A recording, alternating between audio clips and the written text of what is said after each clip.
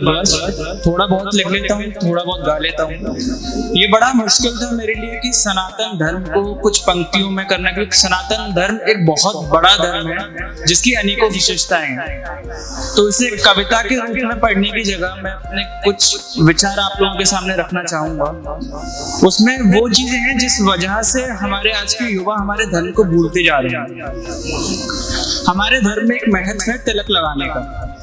आजकल के युवा तिलक नहीं लगाते क्योंकि उन्हें फैशन की तरफ ज्यादा आकर्षित रहते हैं, बल्कि तिलक लगाने का धार्मिक महत्व के अलावा कई साइंटिफिक महत्व भी है। साइंस कहता है कि तिलक लगाने से मन को शांति मिलती है, कॉन्सेंट्रेटिंग पावर बढ़ती है।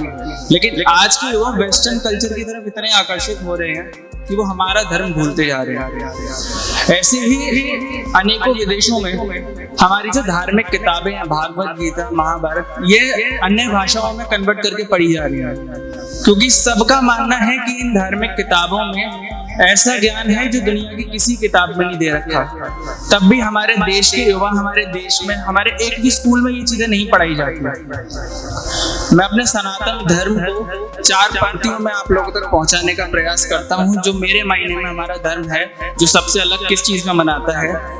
हमने पूरी सृष्टि को देवता मान सम्मान दिया, तुलसी गाय कछुए को पूजा, ना कभी किसी का अपमान किया। तुलसी गाय कछुए को पूजा, ना कभी किसी का अपमान किया। कण कण में है राम को खोजा और राम का ही गुणगान किया।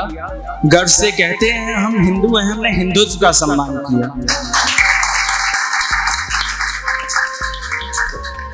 हमारे सनातन धर्म ने हमारे इतिहास में इतना अहम रोल निभाया है, इतनी अहम चीजें करी हैं। ये कुछ पंक्तियों के जरिए आप लोगों को बताने के प्रयास करता हूँ कि शून्य से लेकर वेदों का दुनिया को पाठ पढ़ाया है।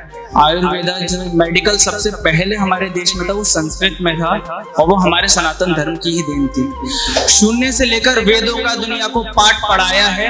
आयुर्वेदा योगा से दुनिया का स्वास्थ्य बनाया है। अपनी मिट्टी की खातिर इस मिट्टी में भी मिल जाए हमें अपनी जान की परवाह नहीं, हमारा धर्म सबसे पहले हमारे लिए।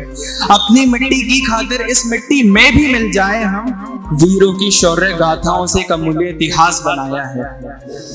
और जो एक अहम वजह है जिसकी वजह से आज का युवा वेस्टर्न की तरफ आकर्षित हो रहा है और हमारा धर्म पीछे छोड़ता जा रहा है, वो इन पंक्तियों में बताने का प्रयास किया है कि फिर भी कुछ लोग आज भी भारत को पिछड़ा मानते हैं। ज्ञान प्राप्त कर भारत से विलायत नौकरी जाते हैं। देश की आजादी की खातिर जाने कितने जीना भूल गए। इनकलाब का नारा देकर भगत सिंह भी फांसी झूल गए। इनकलाब का नारा देकर भगत सिंह भी फांसी भूल गए। और ये कुछ पंक्तियां हैं कि फिर भी कुछ लोगों को आज भी ये देश कमजोर दिखाई देता है। अपनी हिंदी से बढ़कर अंग्रेजी का शोर सुनाई देता है। मैं हिंदी का प्रेमी, अपने देश पर अभिमानी हूँ, भारत माँ का बेटा हूँ, मैं दिल से हिंदुस्तानी हूँ। बहुत